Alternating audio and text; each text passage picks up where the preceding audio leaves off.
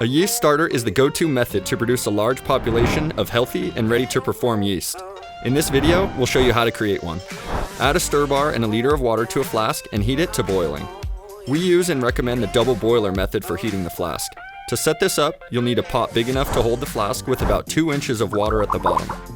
Place the flask in the water and apply heat. In this process, the heat source does not directly touch the glass. Borosilicate glass, like that found in an Erlenmeyer flask, is the only glass that it is safe to heat and cool wort rapidly in. Do not use standard glass jugs or jars if you are using this method. Once a boil is reached, remove the flask from the heat. Measure out 4 ounces, or approximately half a cup, of dry malt extract. Add the proper amount of yeast nutrient, which varies by manufacturer. Then pour the mixture into your flask.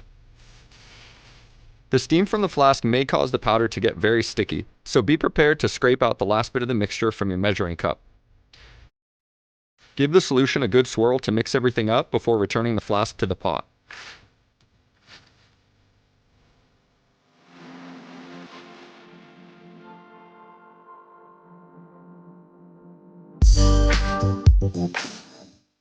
Set a timer to boil the wort for 10 minutes. This should produce a starter with a specific gravity of 1.040. Prepare an ice bath to cool the wort. Using aluminum foil, cover the spout of the flask to create a seal to keep bacteria out of your mixture. Turn off the burner and carefully transfer the flask into the ice bath, giving it another swirl to ensure the contents are mixed well. Then proceed to cool the wort to 75 degrees. At this point, we sanitize the yeast packet, as well as the scissors used to open it. When the desired temperature is reached, transfer the flask to a stir plate. Locate the stir bar and make sure it is placed above the magnet in the center of the stir plate. Now it's time to pitch your yeast to the solution. Yeast starters are generally used for liquid yeast. We use White Labs California Ale WLP001 for this.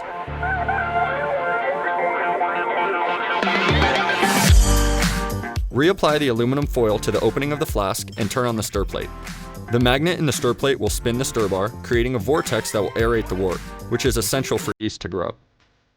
Stirred starters have a 10-fold increase in cell counts over a non-stirred starter because stirring keeps the yeast in suspension and in constant contact with nutrients.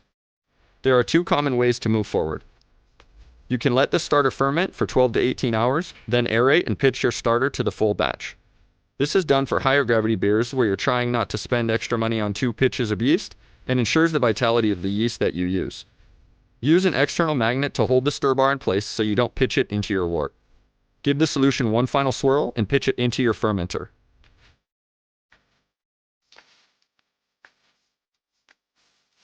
The other common method is to cold crash the yeast for 18 to 36 hours.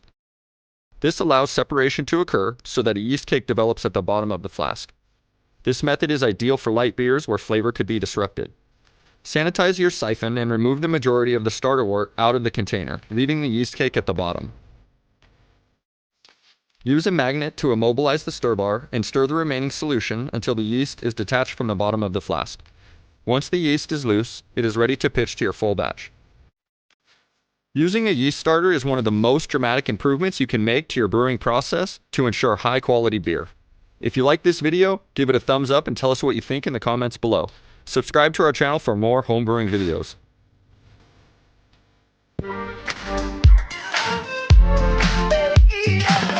Yeah, don't